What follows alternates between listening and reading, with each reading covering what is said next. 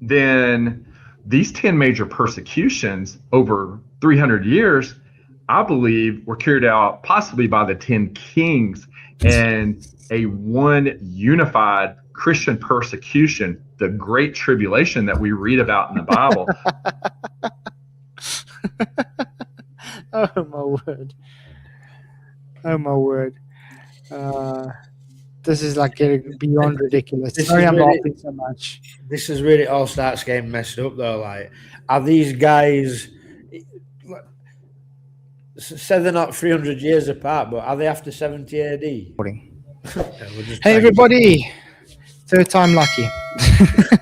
Hey, Michael. Good to see you for the third time now today. Guys, this is the third attempt in trying to record this. It just doesn't want to work. But this is part, isn't it? You know. But this is part 2. It's part 2 of the addressing Jack. What's his name? Jason Jack on the 4 Horsemen of the Apocalypse. And we've been saying this the whole time. We don't want to repeat ourselves, but preterism is very closely linked to Satan's short season. The fact that Satan's short seasonists don't want to take the how can I say the label of preterism is actually very sad, because that's exactly what they are. It's partial preterism because they think some things have been fulfilled. I don't know how you can wangle your way out of how it's defined, you know, but that's up to them. I'm not. Yeah, I mean, if you believe that Revelations 20 has happened, that's literally at the end times in Revelation. So they are preterists. They're just literally waiting now for the white throne judgment. That's all they're waiting for. What you should ask yourself is, why does it bother them so much? You know, they're happy to throw out words at us, stupid futurist, blah, blah, blah, you know. They're happy to throw that around, but when you call them a preterist, don't like it. It's like garlic to a vampire. It's so true. So also one thing we brought up also the last time on part 1 is Gunnar Heinsohn that they like to use. Why are they always appealing to atheists for these things? Were they using them as the authorities, and they're not using the Bible? Because a Christian scholar won't agree with what they're pushing. So exactly. Bible, there's none of this belief they hold isn't Bible. At all. None of early church believe this nonsense. None of modern church believes this nonsense. This is literally a silly little cult on YouTube where, like, let's be real, right? There were teachings from disciples, and then there were teachings in early church, and then we move 1,000, 2,000 years down the line, and all of a sudden we've got a few idiots on YouTube know it all, you know, changing scripture. All church fathers are wrong. All the apostles are wrong. Everybody in Christianity through history is just wrong. And all you can get is, well, Satan's being released to deceive us, so we can't know none of it. Do you know what I mean? So it's just a baseless claim. That's all it is. But the fundamentals of that is really messed up, because if you're a Christian, you understand if Jesus has returned, he's had his millennial reign. He doesn't stop reigning. It says he reigns for eternity. The only thing is that it specifies the Bible, after 1,000 years, he must release Satan. That's it. It doesn't say stops reigning. It doesn't say he just disappears. And then they get into these idiotic arguments based on this nonsense theology, claiming, well, that's not the real Jerusalem.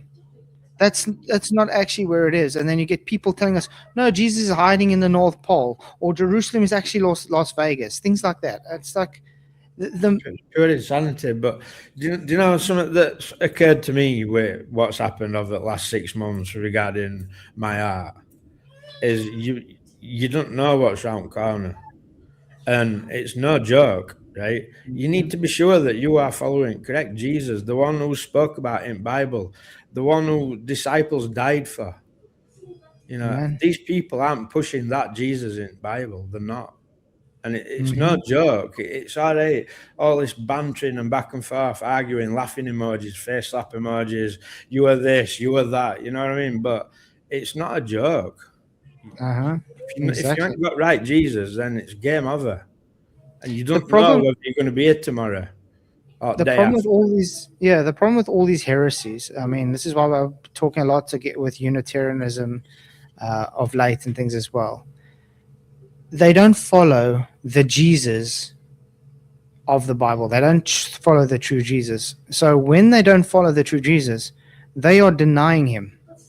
And the Bible is very clear. If you deny me before men, I will deny you before the Father. So it's a very dangerous game to play with these heresies. We don't want to call them heretics. We don't want to fight with them or anything, but we want to present them with the truth. And the simple matter of the truth is, they are not considered Christians if it's according to the Bible. And they are bound for the exact place of separation where everybody else who denies Jesus. So us as Christians, we have to be very straightforward and say, you guys are not following what the Bible teaches. Right. And it's out of love that we do this. I mean, Sean brought up a good point when he came on yours the other day, you know, when he says the Jesus that the disciples spoke of and taught about was one who's coming. Mm-hmm. You know what I mean? And he hadn't come yet. He's still coming. Like it says in Revelation that the one who was and who is and is coming. You know, so part of gospel is his coming, not his came. So in my eyes, they're not even in following gospel. And they've like sort of bypassed an understanding of God and understanding Jesus. They've bypassed all that. I mean, a lot of the ones that you talk to, they don't even understand nature of God.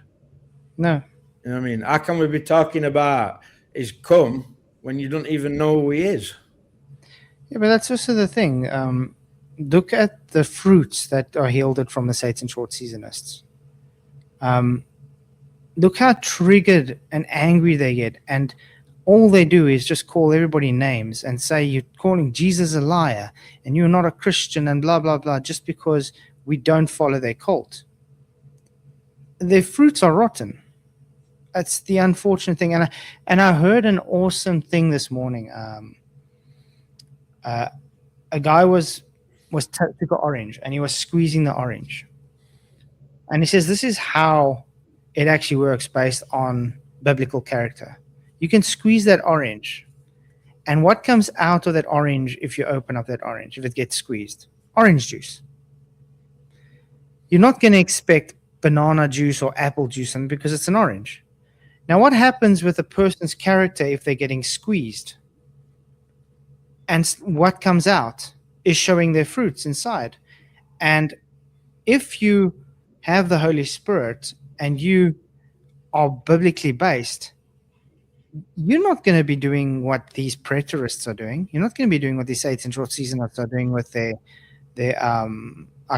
juice coming out, because they have a lot of hate. They have a lot of anger. They have a lot of resentment and things, bitterness that come out of them. And that's when they got to sit back and think, hang on, do I actually follow the right Jesus? Do I follow what's being taught in the Bible? I think that's very interesting. Like for me, right, I could just totally walk away from even dealing with him and just think, leave him to it, you know. I know what Bible says. I know Jesus hasn't returned. You know, I'll just look after my own salvation. I could literally do that, but that's not what Bible says, you know. Because exactly. we should be trying to save these people, you know. I think. Yeah. But it is difficult. Mm-hmm. But anyway, I think we're going to have to go on with this and see what he says, because we only covered like 8 to 9 minutes of his last video, so there's a lot more to go. With scripture. But here is another interesting paper that Gunnar Heinzen did, again, looking at these findings based on stratigraphy. This was released in June of 2019, and I didn't show this paper in the last video when we talked about the early church fathers, but he shows very convincing evidence here of this same idea that these early Caesars of antiquity were contemporaneous with the later Caesars of antiquity. It says here, Augustus and Diocletian, contemporaries are 300 years apart. And You see, this is the issue I have here, though. He's now trying to argue and say, well, you see, there is some timeline differences, so therefore you can't trust history. But he's literally trusting history based on this atheist who's making these claims. What they want to do is they want to either take people who are after 70 AD and bring them before 70 AD, or they want to compact it all into a very short period of time. But you can't do that because there's evidence to show this timeline, you know. Yeah, exactly. Yes, that's true. But like I said, I find it very ironic that these same guys want to argue how unreliable history is, but then they go to history to make the argument. But then they only cherry pick the history they want. And the sad thing is, all this is hinging on because they believe in a big lie like mud floods, Tartaria. That's what actually hinges off Satan's sword season. Definitely fuels it. Mm-hmm. Shows very similar findings between the early imperial antiquity and the Tetrarch of Diocletian of the 4th century. And stop. I mean, but like what actual evidence am I looking at here? Like, I'm just looking at a piece of paper on the screen and a guy making claims about it. Where's the evidence of this fudging at timeline?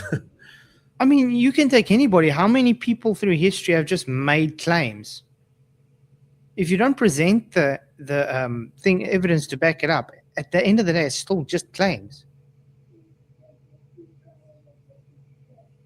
So, yeah, I mean, what we're seeing on screen is just someone making a claim about history.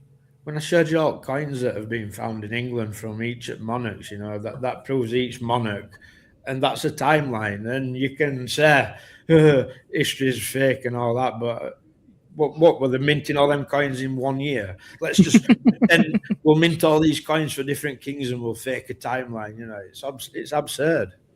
Yeah, absolutely absurd.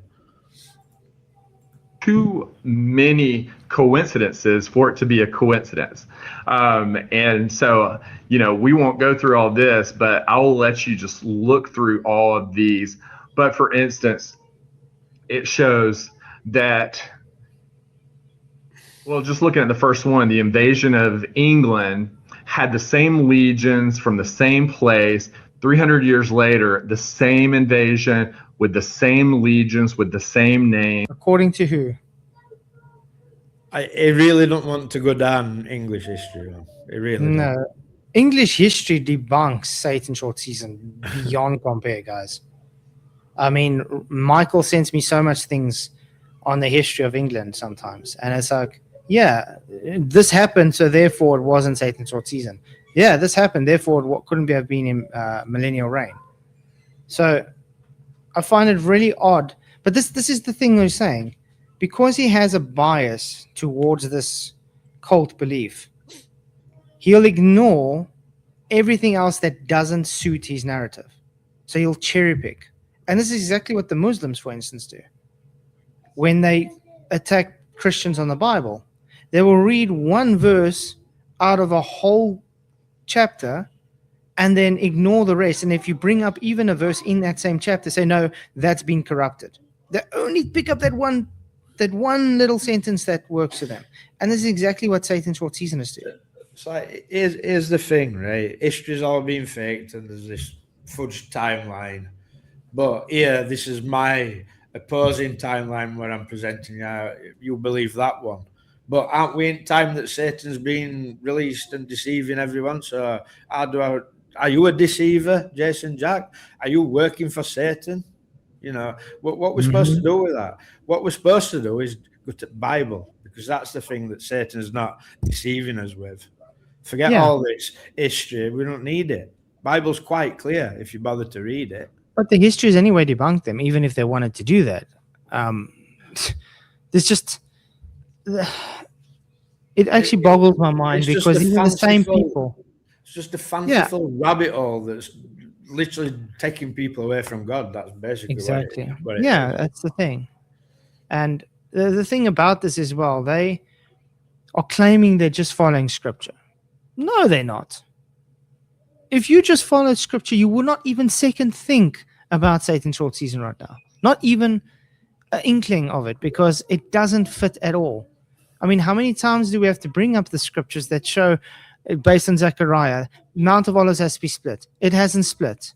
Okay? Based on Matthew 24, where Jesus is very clear that the Antichrist has to come. That hasn't happened. The third temple has to be built first. It hasn't happened. Yet they want to tell us, oh no, scripture's very clear. Yeah, it's very clear. It's not preterism. Well, last night someone said to you that, or night before, someone said to you in comments that Mount of Olives is split in two. No, it's not. But there's literally videos going round saying that it's splitting, which I don't believe either, because if it is splitting, then Jesus must be returned as well. You know what I mean? So it's just not split at all. Yeah, that's the thing. It has to split. You can go now to Jerusalem if you want to, and you can see the Mount of Olives is still standing. Quite interesting. And like, You see, just quickly. Yeah.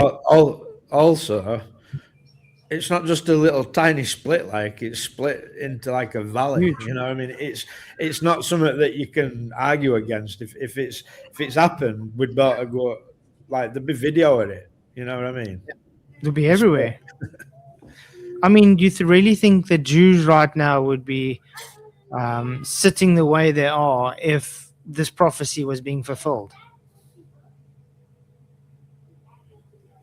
Everything that's going off over there debunks Satan's short season. Everything. I mean, this whole thing with Iran at the moment, this whole thing. There'd be no Judaistic Jews. Nope. You know what I mean? No, there's a lot of reaching when it comes to this belief system and ignoring. I mean, what is it? Romans 11 says when Jesus returns, all Jews will be saved. So if Jesus And returns, it doesn't say all some. Jews were saved. Yeah, it doesn't say some. It says all will be saved. So you've got to now think that everybody in Israel's a fake. They're not. There's no single that's Jew at all. And that's the problem where the anti-Semitism comes with some of these Christians, where they hate the Jews because they are this nonsense of they're part of the synagogue of Satan. Everybody that supports the synagogue of Satan. It shows you they don't even know what the synagogue of Satan is, first of all.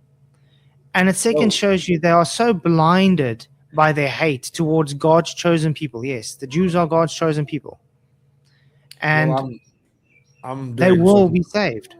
I'm doing some. I mean, I've been poorly analysed, so I'm being at my best. But I've got a bit of research in pipeline along the lines of synagogue of Satan. That very thing debunks Satan's short season. Yes, because the synagogue of Satan has already happened, and today people can still be part of the so-called synagogue of Satan because it's literally everyone who is an antichrist is part of the synagogue of Satan. Anyone who denies Jesus is part of the synagogue of Satan. You know what's funny about it is I were only looking into it because they're all anti-Semitism. It was not to do with Satan's short season when I started looking into it. But what were revealed to me were, it's actually also contains a refutation of Satan's short season. But I mean, if you read what you find when you look into things. Yeah, if you read, for instance, about the synagogue of Satan written in Revelation, okay? It's written in Revelation 3. And it is specific about the churches in Philadelphia, Smyrna, and things, okay? Which was at the time of when John was writing Revelation. And when was that? 100 AD. 90 AD, I think. Between 90 to 100 AD about. When they claiming the millennial reign was happening. It's really sad because that was the synagogue of Satan mentioned. It was to those specific churches, to the people there claiming they were Jews, which are not, claiming the people that are Christians and are not Christians, all these people following traditions. And that has already passed. We passed Revelation 3, people, just in case anybody hasn't realized.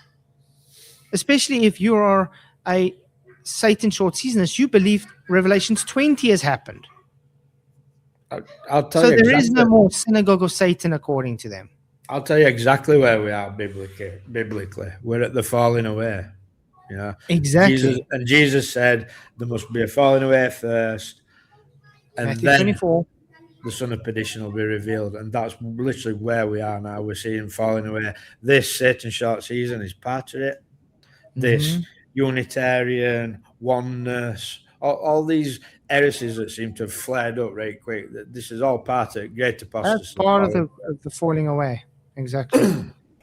And what I find really sad is, have you realized all these heresies, yeah, try and badmouth Christianity's history. Everything about Christians' history is wrong and false, and just everybody's just wrong. Just they are right. These people 2,000 years later are right. Everyone else through history who's been following the scriptures is just wrong.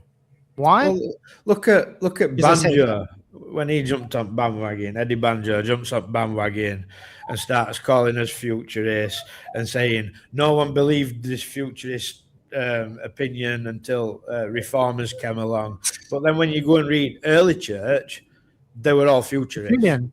So Tertullian was a futurist. out the window. Yeah, it's insane. The apostles were all futurists.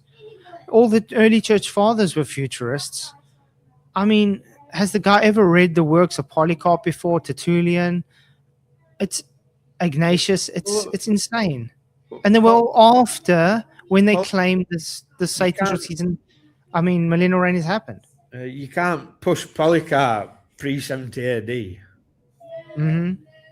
You And he was can't. martyred. So then but then here's the thing, right? When Satan's short season started, everybody was running around. Jesus returned in 70 AD, you know, trying to coming in your comments, telling you, yeah, Jesus returned in 70 AD. Look at all this knowledge that I've got. And now there's other stories coming out that, I mean, we've got this guy in a minute when we listen to him.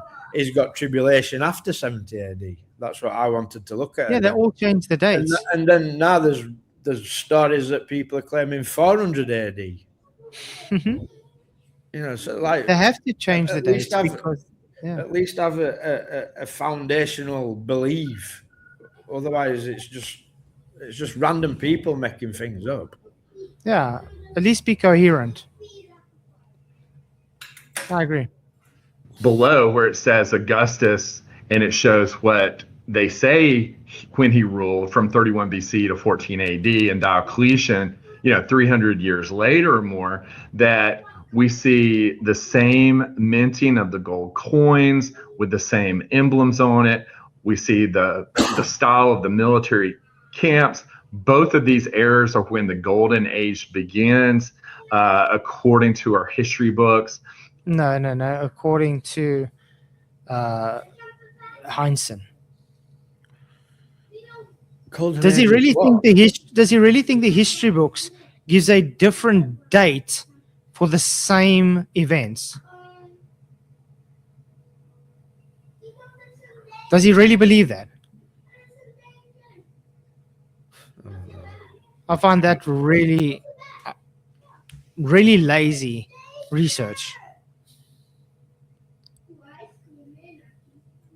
For instance, a fire that destroys the Julia Basilica in the first century. There was a fire again that destroyed the Julia Basilica, but it was repaired in first century style.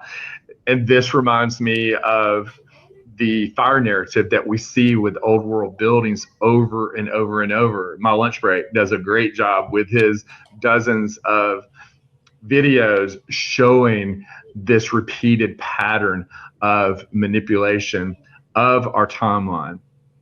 But just continuing, looking at this Augustus, Caesar, and Diocletian both being contemporaneous, both ruling within the same few decades of each other.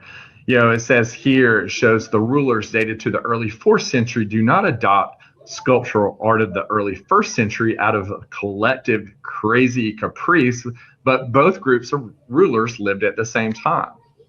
And then, Wow. So the art's not the same, and that makes a difference. How? Just because their style of art is different, that now makes something true?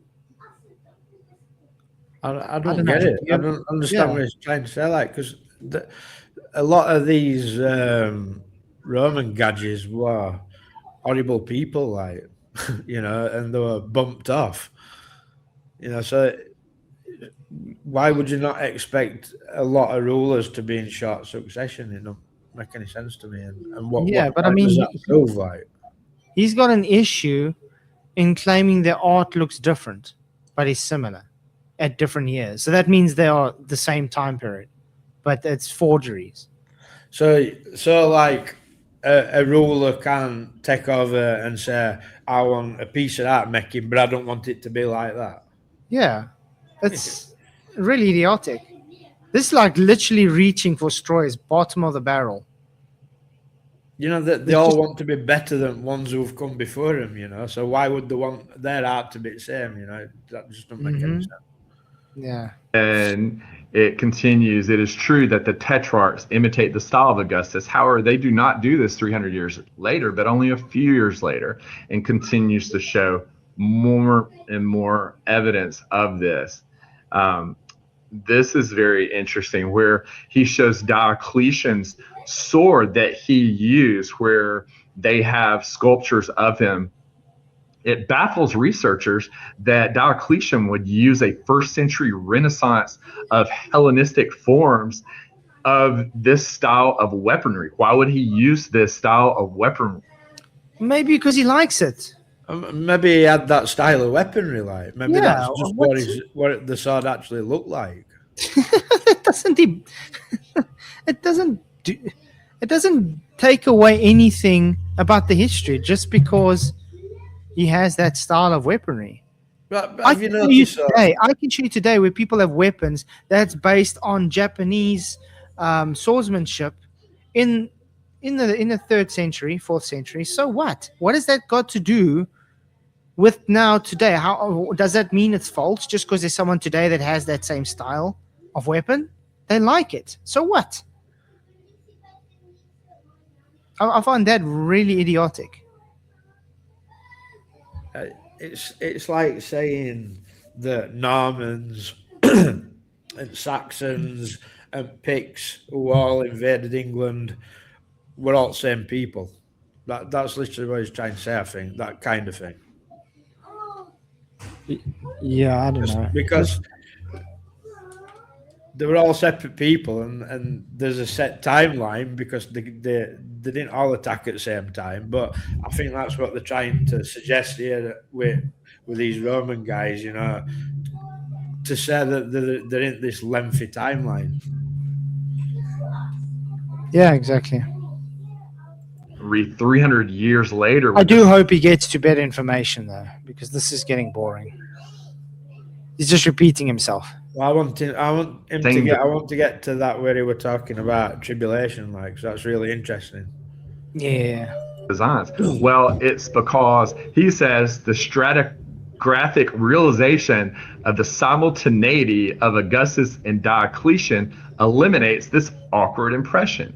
And again, they were contemporaneous with each other. That's why these styles, that's why these historical battles and... See, what he's saying now is there is time missing, 300 years missing between this. He's saying because they knew each other. That's what he's trying to say. He's saying time has been altered. They've removed 300 years of history. Yeah. Even if you remove 300 years of history for whatever reason this guy believes, it's not going to change the fact that you cannot be in Satan's short season at all. So he's claiming they actually know each other because they have the same type of art. How ridiculous. That's insane. And architectural designs are all the same because they live within the same time frame, Right, and it but- just keeps going. We didn't live in the same frame. What's- They're 300 years apart. What's the conclusion that this guy's come to though from this information? Because he's clearly not a Satan short seasoner. So what's the conclusion he's come up with? Like, that's don't what I'd be know. interested to know. But I mean, don't you find that very far-reaching though? Because they had the same type of art 300 years later. Therefore, it shows they actually lived together. So 300 years was just removed from history. No, you can look right through history. There's many times where type of cultural things and art has returned. Look today, bell bottoms are starting to becoming fashion again. Yeah. People are starting to get mullets again. Mustaches are starting to come to fashion again. But like, what it like a royal sword that's handed down to the next one and to the next one, you know, that kind of thing. I didn't know that. Yeah, exactly. You know, like when you look at English coins at different monarchs, a lot of them do look same. They're all wearing the same crown. You know what I mean? It's like Yeah, exactly. just because a carving doesn't suggest that it is the same. You know. No, but I mean, but I'm like, for instance, saying with the bell bottoms. Okay, it's coming now into fashion again. Bell bottoms have been in fashion since the 70s. Does that mean now we lived with the people in the 70s? You know what I mean? It doesn't make sense. It's incoherent. There's many things that show recyclable art throughout the centuries from people 100, 200, 300, 400 years later. They find that same artistic niche or whatever, and they adopt it into their culture. That doesn't mean that they knew each other. Doesn't mean they lived with each other and now history has been changed. You know them marble carvings that mudflooders like to push, you know, where they look like they've got a veil over their face. Mm-hmm. Well, I found a modern guy who recreates them, you know. So is it what the guys who made them, all them X amount of years ago, is there no space in between them to this guy making them now? Do you know what I mean? That's literally what he's saying. This is a clutching at straws argument, just so he can try and make a claim that history's been changed. That's all he's doing. And I think it's a very weak argument, to be honest. Going and gets into the designs again of the basilicas, going into Constantine's arch, which we talked about on the last video, which our history books say was built in the early 4th century, but they have 300 years of different emperors on the same arch. And so why is this? Were these friezes stolen from monuments from Hadrian and Trajan and Marcus Aurelius and added to Constantine's arch? Is there other, explanations of this, or maybe, just maybe, later on they decide to build an arch, or maybe before then it was a different type of arch, but something happened, it got damaged, so they repaired it. Have you ever thought of that? This is something that you'd have to look into. Like, how do you know that what's on this arch is what he's saying they are? Like, that's also true. I ain't looked into this. I ain't studied these arches and found out who's actually carved on them in the wind. But think about it. Let's say after Tyrannus, for instance, okay, they built an arch there, but it got damaged at some time because it's a lot of years go by. But Hadrianus maybe decided not, and then when it got to Constantine, it's like, okay, let's actually repair the arch. Let's make it look contemporary to where we are right now. That doesn't mean there wasn't arches by the time of Marcus. I mean, a lot of them arches I personally think are from Babylon, I agree. Just being handed down and handed down. Mm-hmm. But here's the thing, Jason Jack's presenting this information. Have you been and studied these arches and looked into it yourself? And then all you people who's watching it are going, oh, yeah, Jason Jack, that's brilliant. That proves this, that proves that. Are they doing any looking into it and finding out whether it's true? Are they just going a long way? We'll just accept it as being that's what it is. I can't believe that we're in 2026, right? all these people have all been through heliocentrism, you know, and all bullshittery that goes along with that, and we're still in a position where we've got that hive mind. You know, we'll just listen to a YouTuber and everything he says is going to be gospel. Yep. You know, that's like going to use university and learning about chuffing Einstein and taking everything that Einstein says is gospel. But that's the problem with a cult, though. They want to hear anything the preacher tells them in a cult. They just accept. Yeah, I know. Even if it's against their better judgment, because it's what they want to hear. And that's unfortunate with the Satan's Lord seasons. They want to hear these things. So they're not going to do due diligence and do it honestly and say, okay, is what he's presenting true? No, we're just going to say it because it's for our argument. So let's just accept it. You understand? When I used to set at Jehovah's Witnesses, I want to show you something, and they won't look at it. Mm-hmm. You know, it would just of the devil. You know, if it disagreed with their belief, it would of the devil. You know, and just straight away. That's what cults are like. You know, that they accept something, but they're not looked into it. You know, how does a Jehovah's Witness, right? How do they accept that this New World Translation is the best translation of all Bibles? When you look into it, the guy who literally did the translation was took to court because he didn't know no Hebrew. And why have they not looked into that? That was the first thing I looked at when they were telling me these things. I went and looked and found that out, you know. Through looking into things is why I, as well as like what were revealed to me in Bible, is why I'm not a Jehovah's Witness. Mm-hmm. You know, exactly, because you did your homework. I'm literally not going to go and do the very same thing with these fools, you know, telling me Jesus has returned. I'm just accepting it. Marcus Aurelius, Trajan, Hadrian, and Constantine the Great were they contemporaneous. And as his studies continue with stratigraphy, he shows, in fact, there's a lot of evidence that they were. And so, and it just keeps going and going, and then the summary at the end. So I'm going to link all of those two papers so that you can really look at and I did look at them. This and understand this. But with that framework now, let's begin to look at who the four horsemen are. And speaking of Caesar Augustus, who we just saw, you know, our history books say became ruler after Julius Caesar, the first true emperor or Caesar of the Roman Empire. We see that he was the Caesar at the time of Jesus' birth in Luke 2:1, and it came to pass in those days that there went out a decree from Caesar Augustus that all the world should be taxed. And going back to this, I just want to ask something there. Didn't they have tax before Jesus was there? Yeah. So how does that fit in with now? Everybody has to get taxed, where they were literally getting taxed by the Romans before Jesus was even born. How does that work?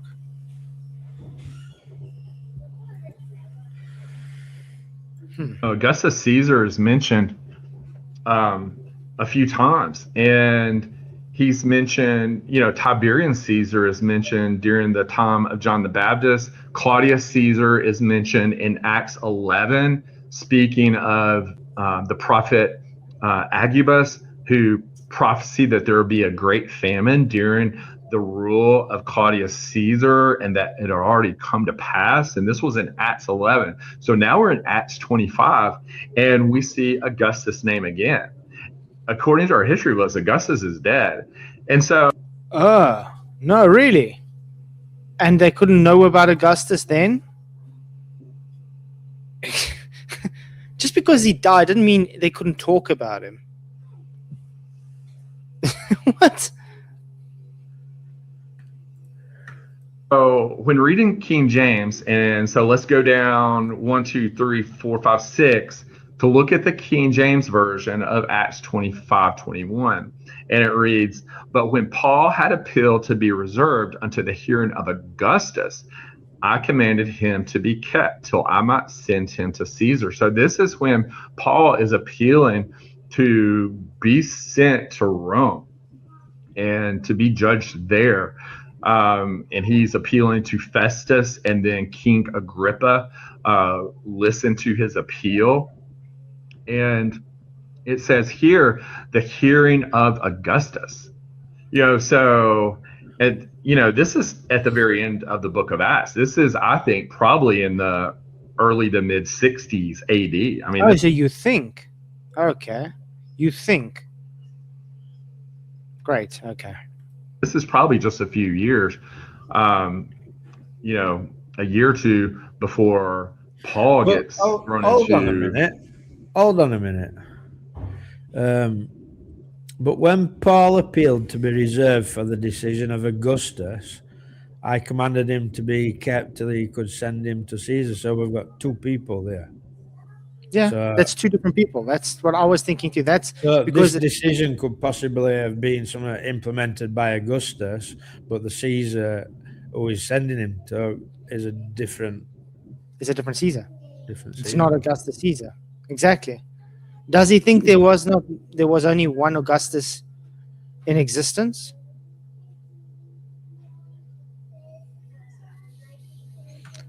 It's quite interesting. I'd have to look into this, I want to quickly see something. It's Acts 25:21.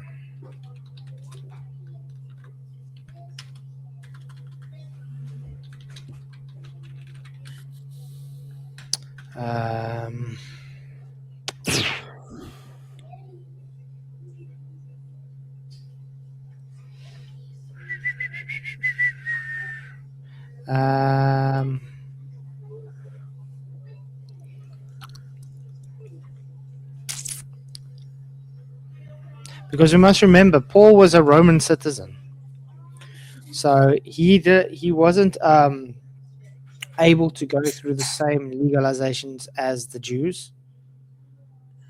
So he had to follow the judicial system based on the Romans.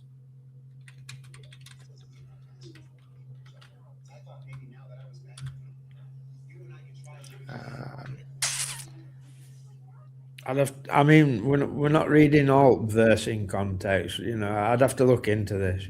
But to me, that seems like they're not necessarily the same person. Like, I just want to ask something though, because I'm looking.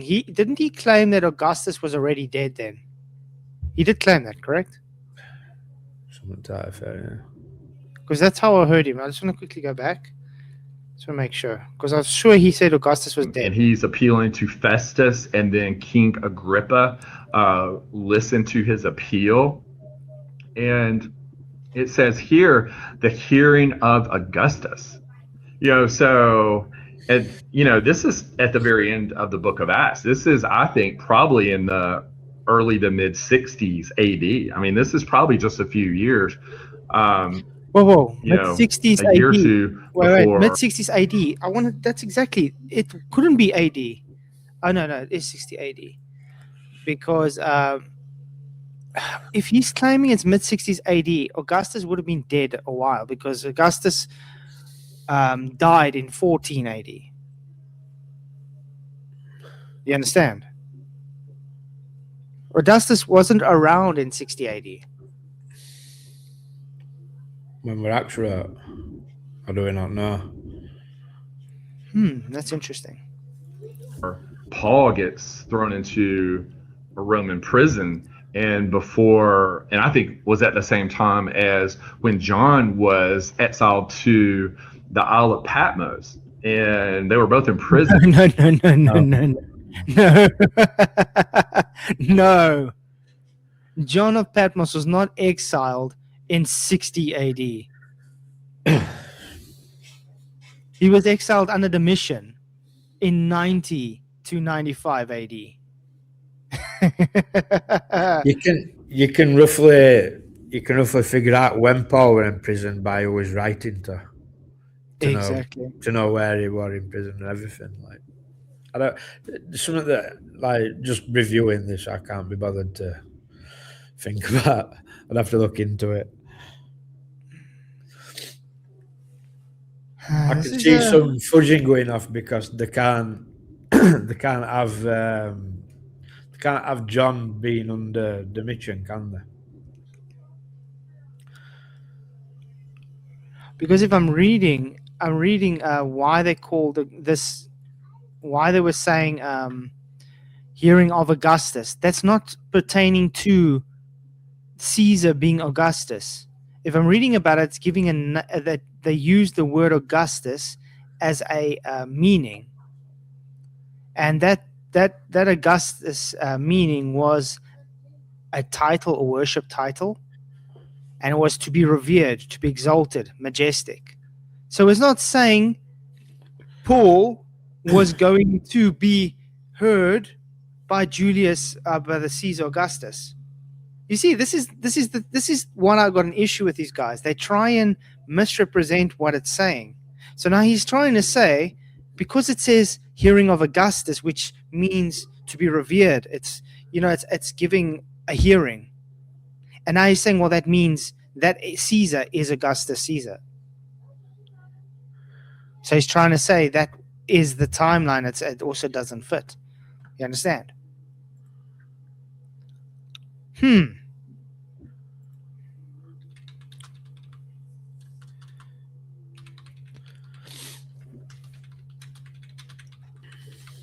Let me see.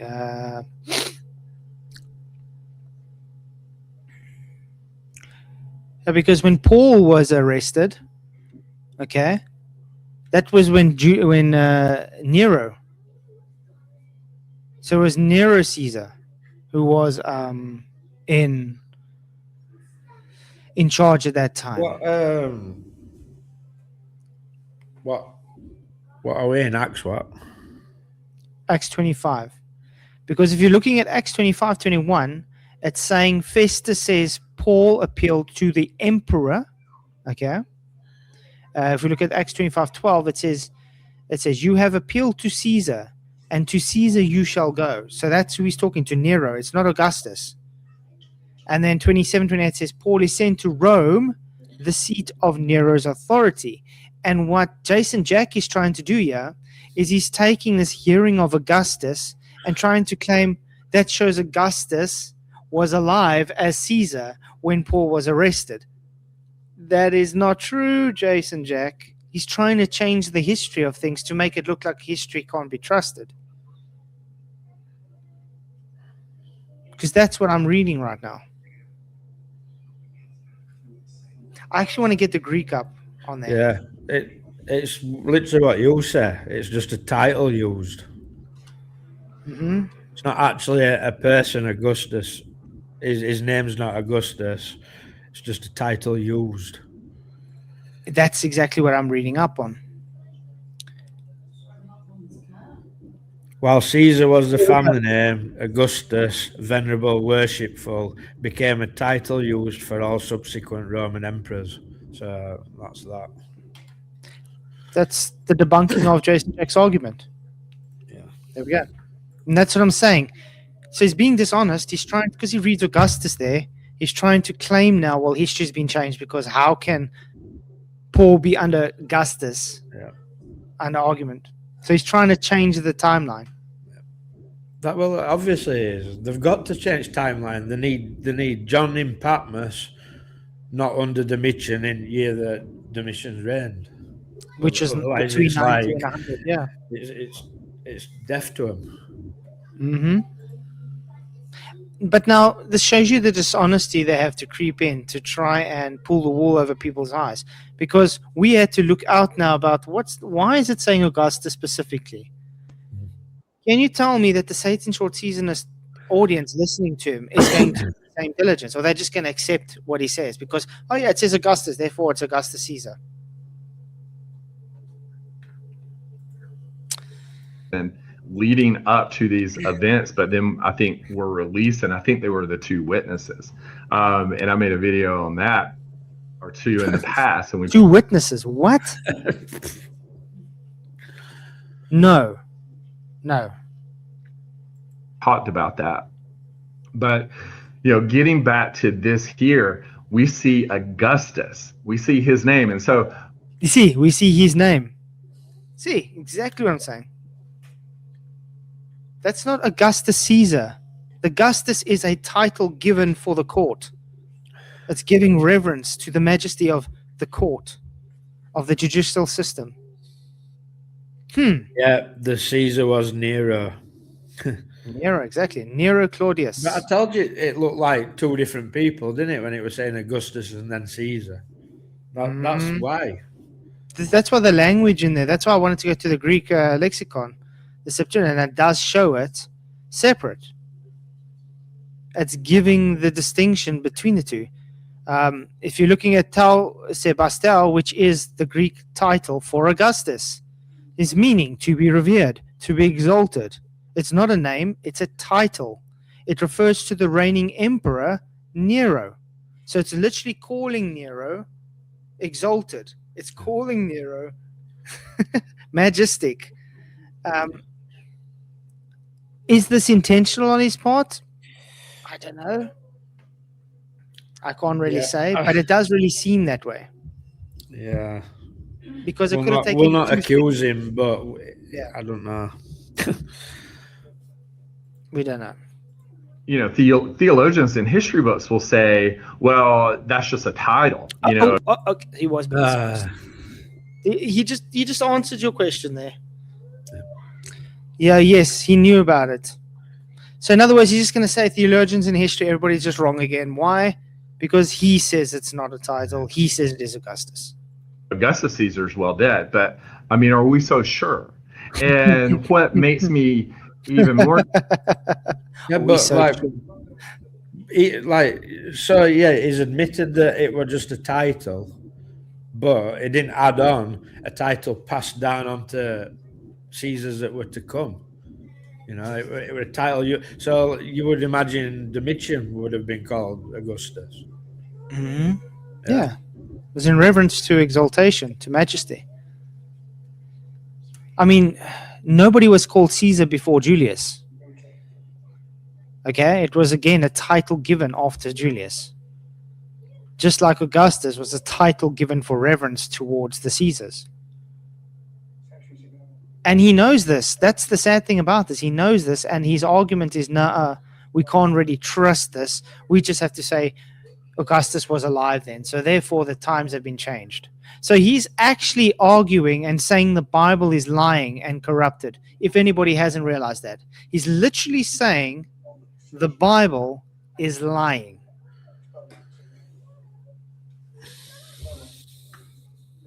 So that's how far preterists have to go, how far Satan short season have to go. They have to change the Bible so much that they claim the Bible lies.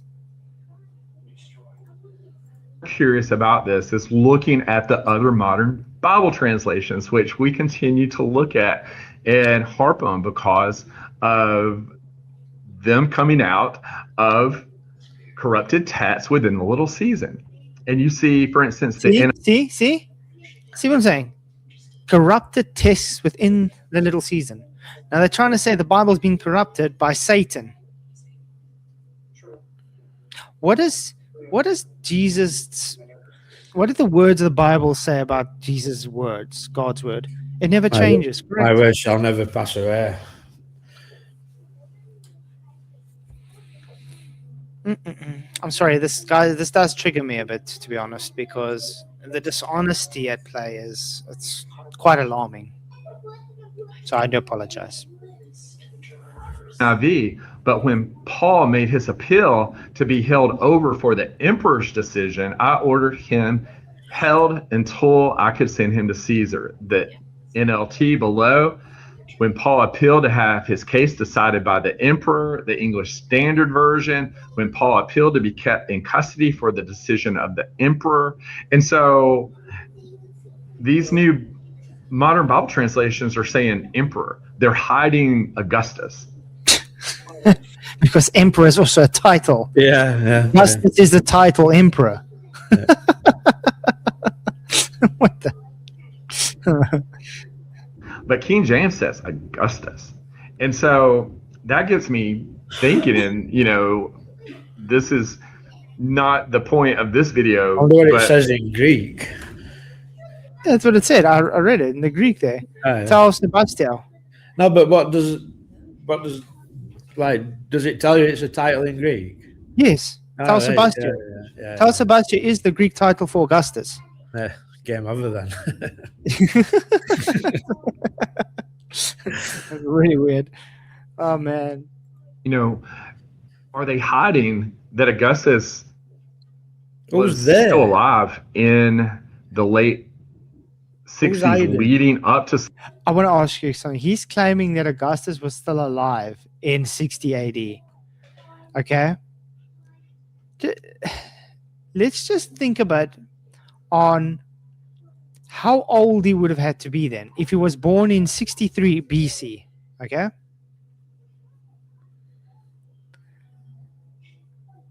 He's claiming that Augustus would have been like 120, 130 years old at this point. Does that make sense? What a bit point in this there, using modern translations to hide Caesar's name, but King James is still knocking about with his supposed name. Yeah, why doesn't he change it? Why doesn't King James also change it? Like notes being hidden, like. No, This is almost like Jehovah's Witness as well, when they claim name of God were hidden in Bible, but it's clearly not. It would just change to Lord in reverence of God, not But this is using the his name. same thing, yeah, I get with the Unitarians when you bring up when they called him Lord. Okay, Lord is literally a declaration of being God. Yeah. And they're saying, no, it's either just a spelling fault or he's not accepting that they're calling him Lord God. It's like, it's literally telling you Lord. And if you are, the only ones that ever called Lord is Adonai, which is Yahweh. Adonai Yahweh. So Jesus literally is Adonai Yahweh. Jesus is Yahweh. And I get the same arguments. It's just, oh no, it's a mistranslation. You just don't understand the text. Ah, man. 70 AD, and possibly was he still alive at the No, time not possibly, because he'd be about 130 years old at that time. of the second coming of Jesus Christ and the judgments. And what's also interesting is that Augustus Caesar, he was also known as Octavian, which means the eighth. And in our calendar, August, named after Augustus, is the 8th month of the year. Is the world trying to tell us something? What? What has that got to do with anything?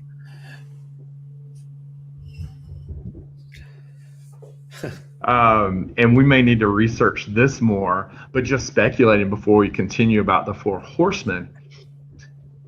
In Revelation 17, where it reads, 5 kings have fallen, one is, and one is not yet come. And when he Yeah, and that hasn't happened yet, mate. Revelation 17 hasn't happened yet. The 5 kings still has to happen. cometh, he cometh for a short time. And the beast that was and is not, even he is the 8th and of the 7 and goeth into perdition. Again, is the world trying to tell us who this 8th ruler is? Wow. Could it possibly be Augustus Caesar? Going into perdition. This is really clutching at straws. This is desperation of clutching at straws. I mean, this is putting aside everything and just saying, nah, they're lying. Everything is a lie, guys. Just trust me, because I want to be insane and I want to say the guy's probably 130 years old and the 5 kings are there. Look at the ridiculousness of this. If he's claiming Revelation 17, Jesus is like there. Okay, the 3rd temple has been built. Tribulation. The mark of the beast. Where is the Antichrist? Obviously, he's going to claim Nero as the Antichrist now, correct? And Nero doesn't fit the description of the Antichrist because Nero ever went to Jerusalem. He was never even able to sit in the temple and declare himself as God. Is Son of Perdition not described as being Assyrian? Yes. Nero wasn't Assyrian. Can't be Roman at all. Like, so. This is also one thing why I keep telling the people that thinking like Trump is the Antichrist or the Pope. It doesn't fit the description of the Antichrist. Come from Middle East. Got to. No, exactly. Because we see that name in the book of Acts. Well, towards the end of it. So again, no name, man. Let's get back to this study though, and we see this slide showing. Let me put. If I can get that up there, we see Nero, Domitian, Diocletian, and we see all of these together. And this slide is saying, well, Smyrna and the near extinction of Christianity was carried out by these rulers. And these rulers all... Oh, my word. Christianity was growing under these, how can I say, persecutions by these leaders. They weren't dying out. There wasn't near extinction. What is this guy talking about? The Christianity was growing through this persecution. This was the same time as when, for instance, with Nero, with Paul was there. Notice that John was still alive during Domitian's time. Then came the early church fathers, Polycarp, and you had then Ignatius, and then you had and it went on. But this guy is literally making stuff up. This is triggering because this guy's literally lying about history. He's lying about the Christian faith. He's just literally outright lying. There is just no other words about it. And this also doesn't fit Satan's short season because this is the time you guys claimed was millennial reign. How do you have millennial reign if you're claiming Christians are being extinct? We're not on the same page on when this millennial reign were. You know what I mean? Now that I'm hearing them saying that like short season started in the 1700s or something, which I don't know how they book all these dates. I really don't. Yeah, sorry guys, this is so confusing because every one of them have a different date. Every single one of them changed the dates. And their fallback is, because we can't really trust history. And then it's like, okay, but why do you say this? Oh, because let me go back to history and tell you.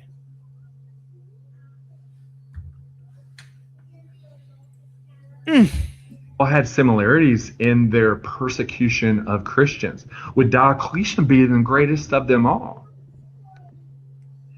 And this slide says 10 major persecutions. This is according to our history books against Christians by the Roman Empire occurred over almost a 300-year period from the time of Nero to Diocletian. And so if we understand that these emperors were not spaced out by 250, 300 years, but they were contemporaneous with each other. No. See, again, trying to say they were literally like in succession. He's like literally claiming they like knew each other practically. Really? Then these 10 major persecutions over 300 years, I believe, were carried out possibly by the 10 kings and a one unified Christian persecution, the Great Tribulation that we read about in the Bible. Oh, my word. Oh, my word. This is like getting beyond ridiculous. This Sorry, is I'm really- laughing so much. This is where it all starts getting messed up, though. Like, are these guys? Say they're not 300 years apart, but are they after 70 AD? Because if they're after 70 AD, you ain't got no tribulation because there's no temple. Yeah, exactly. It's exactly that. This is whatever you're gonna get with all this twisting around and that. It has to fit the Bible and what the Bible says, and it doesn't. This guy's. How does anybody watch his things and thinks, yeah, this guy's like piecing so much puzzles together. This guy is like speaking the truth. I mean, this is how ridiculous it was. Like, I was listening to that thing yesterday with JT follows JC claiming Moses didn't write Exodus. Yeah, I'm gonna make a video on that. I'm like, the arguments they came up with is as much idiotic. Does it literally claim that? Like, I haven't watched video. Like, Yeah. Him and the guy, his guest, is literally claiming things like, well, how did they know about this if Moses wrote out? Because it's talking in the future. Hello, Moses spoke to God face to face. How old is that to understand? It easily debunked that claim. Like, That's I'm gonna another make a video on that one.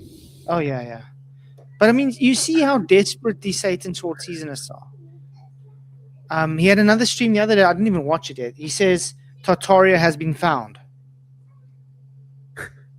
Yeah. I didn't even watch it. See, like, regarding Tartaria, I'm not saying that it didn't exist as like a place was named that at one point in time, but a lot of rubbish that comes along with it. Oh, yeah. Free energy and all that business. Mm-hmm. No, I'm sorry. I agree. Prior to the second coming of Jesus Christ, and all of these evil Caesars and emperors were all involved at the same time. Same time. So let's go. Wait, again, can't be same time. They lived in different generations. Okay? But were it like a When one died, a pantheon, new one came to be. a pantheon of ruling Caesars? It's like, hey, Julius, hey, Nero, how's it going, man? They didn't live at the same time. Were it a democracy? Exactly. Oh, man, this is insane. Back to Diocletian now. Now that we understand, we see all the similarities with his rulership and Augustus Caesar's rulership. We see that. Yeah. You know why Diocletian was paranoid? Because there was a prophecy about the Christian nation coming and overthrowing Rome. That's why he was paranoid. That's why Julius Caesar was paranoid, because it was a prophecy about the Messiah coming and overthrowing. Catch the drift? There is a very high likelihood that he is not a 4th century emperor or Caesar, but a 1st century emperor, contemporaneous with the others that we see. And speaking of Diocletian, okay, I want to ask you something. This might just sound dumb, but if he's claiming he's a 1st century emperor, which we know is not true because there was already a 1st century emperor, and Christianity didn't have any buildings yet, did they? How did they destroy church buildings? Interesting.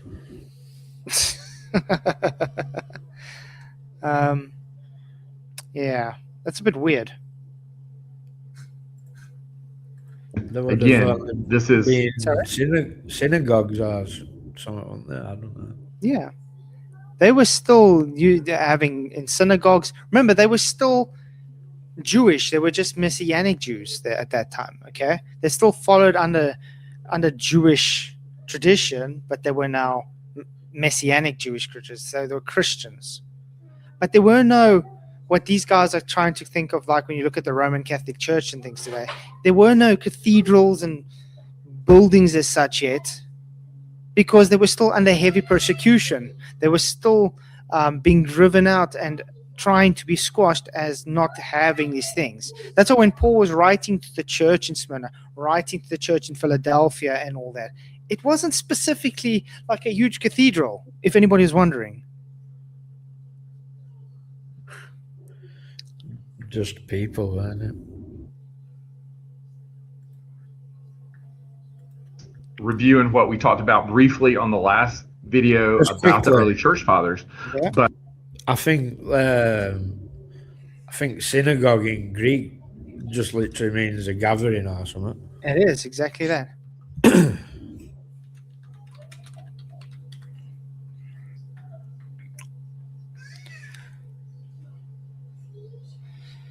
Because if I look it up, the earliest church, okay, which was not actually a church building, was only around the 1st to 2nd century. It wasn't really a building. The first known church building was dated to around 240 AD. So that's way after when Paul was writing, when Paul was alive. And Paul was already writing to the churches of Philadelphia, to Smyrna, to the church.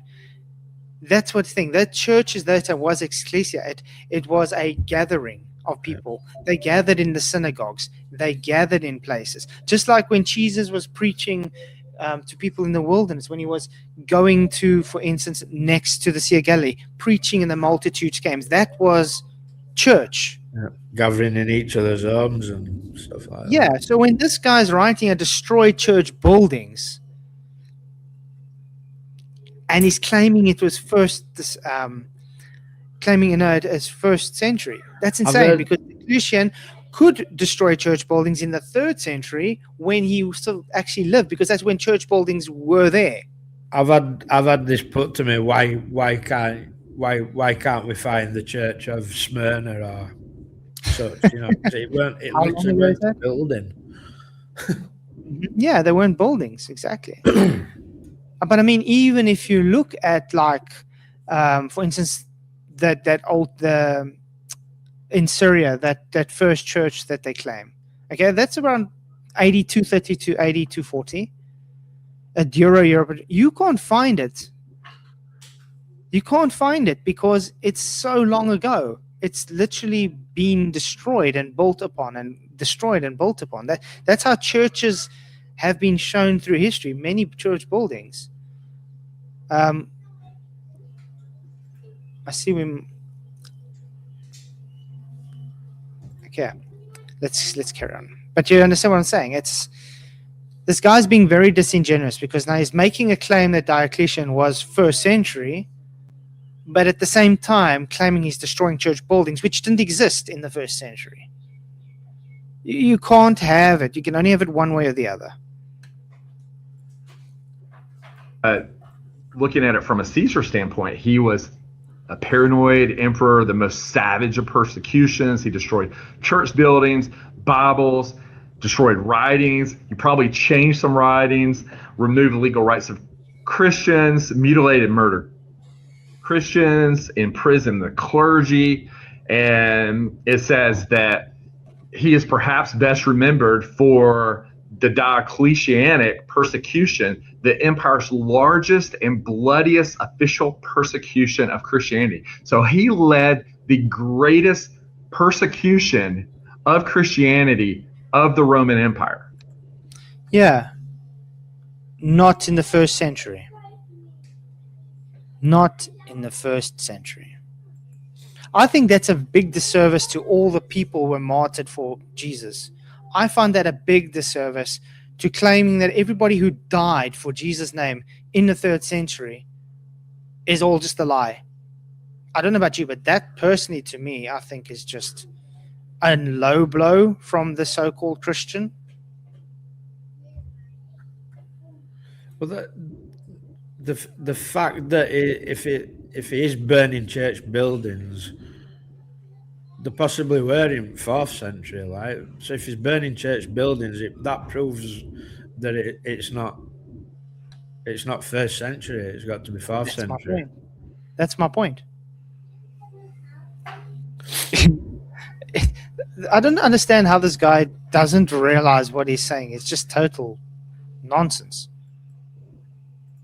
And more blood was shed in his time than any other previous persecution.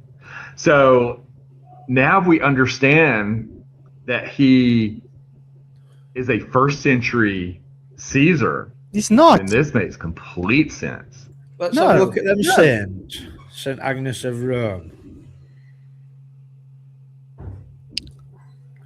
What about St. Agnes of Rome? There were a list of saints that he persecuted. Yes. St. Agnes, Which is 3rd century. 3rd century, yeah. Oh my word. For Diocletian and the great persecution was the time of the great tribulation. No. When Jesus spoke about the great tribulation and the Yeah, when Jesus spoke about the Great Tribulation, there's things that have to happen for the Great Tribulation to happen. And what he just said didn't follow of the Great Tribulation at all. And I can already see he's going to misrepresent Matthew 24 now. Because he's got it on screen now, and he's going to say, oh, because they were persecuted, the Christians, therefore it's the Great Tribulation. No. You see persecution all the way through the Bible, though, like, you know. It's just called tribulation. This is described as the Great Tribulation, Exactly. as never been before and never will be again. Exactly. I mean, think about it today. Every day, there's thousands of Christians being killed today, okay? Persecuted and killed. Way more than the time of Diocletian. Yep. Okay? Does that make sense? If that was the Great Tribulation, why are there more Christians being slaughtered today than there were those times? Yeah, it don't make sense. This is how we All know the that it's bunkum, though, isn't it? Like, because you observe what's really going on in reality. Mm-hmm. course, in Matthew 24, 21 through 22, he was speaking of this time. For then shall be great tribulation, such as was. If you can't see with your eyes what's going off is leading up to Antichrist, and I don't know what to say, you know. Exactly. I don't know how anybody everything that's going off in Middle East and that, you know. I mean, all the prophecies that are coming to fruition right now, it's literally end time prophecies before the temple gets built, before the Antichrist comes, before the Great Tribulation comes, before Jesus returns. How does one sit back and just ignore all that and say, no, it's all happened already? I can't show you how, but it's happened already. How? How do you sit back and think that's an honest way of looking at life? Doesn't make sense to me. Not since the beginning of the world to this time, no, nor ever shall be. And except those days should be shortened, there should no flesh be saved. But for the elect's sakes, those days shall be shortened. So I believe that Jesus was prophesying of this future great tribulation, and that Diocletian was a part of this. And we see here, according to our history books, Diocletian was the first tetrarch, which means that he was part of a divided empire where different parts of the empire were given rulership to different people within it. And he presided over this first tetrarch. But we know from the Bible that that's not true. What? Oh man, I don't know what more further to say about this guy other than, please guys, don't trust anything this guy puts out. Don't even try think that anything this guy presents to you is anything but just nonsense.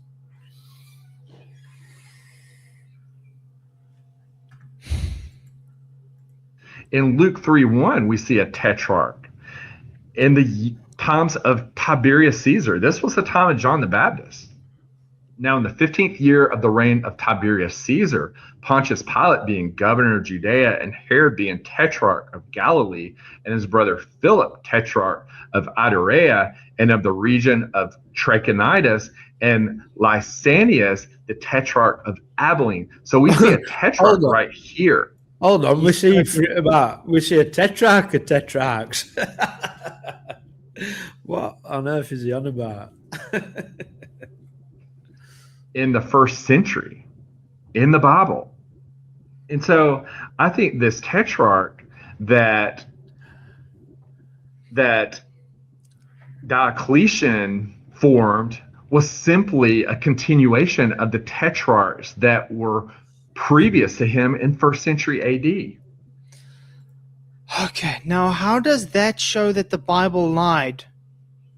Did the Bible say anything about Diocletian? No. It's also that verse where it just showed this, showing that like this tetrarch thing is not just Roman. Yeah. Was Herod a Roman? No. And his brother were a tetrarch. Yeah. Just skip it back. Let's look. There's three tetrarchs here in that verse. There we go. We've got Tiberius Caesar. We've got Herod, and we've got brother Philip, and we've also got, in fact, there's one, Ignatius and Abilene. 2, 3. There's 4. 4 tetrarchs. But he's saying the Bible's lying, all because Domitius was given a title of the tetrarch. That doesn't mean that the Bible's lying because the Bible's showing the tetrarchs. It just shows that he was given the title of the tetrarch. Get it? How is the Bible lying? Domitian came way after the Bible was written. Okay? Obviously, the Council of Nicaea came after that and compiled the canon. But the scriptures were already written before then. Way before then. The scriptures stopped being written after Revelation. And Michael said actually a very profound thing to me. You want to maybe tell them before what do you think it was profound? I think so. I never thought of it that way. Yeah, it just occurred to me, like I'd never thought of it this way. Like, but why was John given the final revelation? Because he was the only one left at disciples. There were no other disciple to give that revelation to. They'd all been killed. Yeah. And then he ended the scriptures. It ended. Exactly. So I guess we're going to stop the recording here today. But just let me just add, like, what we've got with Satan's short season is another revelation. Just like a Mormon revelation, add a new revelation. Just like Islam's a new revelation. You know, don't believe it. We're not in Satan's short season. Jesus not returned. I don't know why people are falling for it. I can only assume that the majority of people that follow this channel and believe it aren't really Christians or are considering being believers, but they're really not. I don't know. Like, anybody who spent any time in the scriptures should better refute it. I agree. I mean, if you just know basic history, it debunks him. I mean, the things he said now were so ridiculous. I really don't see how anybody can think. Anything that he brings up is literally just bunk. How do you sit back and think, wow, this guy's so clever. He's got so knowledgeable on the subject. He's bringing so much truth when literally everything he says is just plain out a lie and wrong. How do you reconcile in your mind, though, that we're living in this time that Satan's released, deceiving everybody? But the deception's coming from these people. And then accept truth's coming from them and there's no deception. Do you know what I mean? I don't know how you can reconcile that in your head either. Like, I don't know how you're supposed to come to any kind of truth. That's the irony of this. the so-called people claiming that deception is coming from Satan are the ones pushing the deception. But yeah, it was a good recording. Thank you, Michael. Appreciate it. Oh, it is. Until next week again. It was fun. Popped my new computer cherry. Yeah. Well, you are now Mr. Cyborg. How's the ticker going? It's all right. It still hurts a bit. Sure, man. But But it's a quick procedure, though. yeah, we're only minor surgery, like just a little cut, and then it was like I don't know, like some kind of device that shoots it in underneath your skin. Yeah. But it smartened after, like once anaesthetic went off, I felt like I'd been shot. I was thinking that first night you're probably going to have a very uncomfortable night. I've not slept properly since, to be fair. Well, Yeah, it's going to take a while. Yeah. But it was a good discussion, man. Appreciate you. No worries. Guys, please hit the likes, share the show, and share this with every single Satan short seasonist you know, or even don't know, just even if you think they're one, because they need to see the truth. They need to see what's being pushed out to everyone, because it isn't. You can't just blindly accept what they're telling you, you know. You've got to, I mean, to me, just a bit of common sense, you know. But ultimately, there's only one thing in this world that you know's the truth, and that's Bible.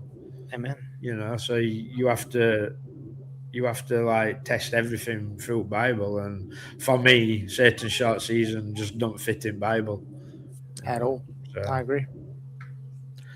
that's But why I'm thanks, against it. Agreed, 100%. But thank you again, Michael. Thank you, everybody. God bless. Till next time. Bye.